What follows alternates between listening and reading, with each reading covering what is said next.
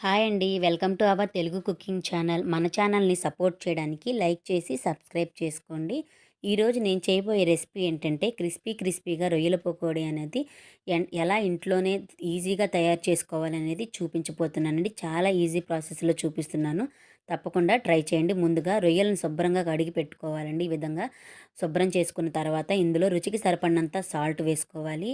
ఇందులో కారం అనేది ఎక్కువే పడుతుందండి. 2 స్పూన్ల కారం వేసుకోవాలి. ఒక హాఫ్ స్పూను పసుపు వేసుకోవాలి.